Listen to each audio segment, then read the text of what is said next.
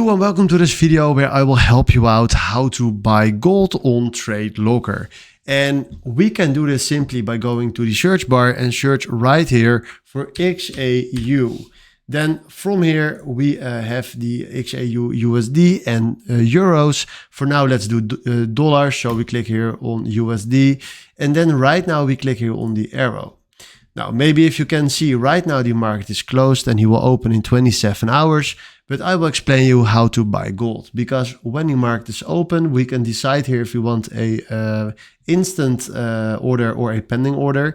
Then after that, we click on buy, and then we can also create a stop loss or a take profit, what you want. Then after this, we can also decide here the lots. So let's say we want 0.10 lots, that is $216. And after that, we click now on buy.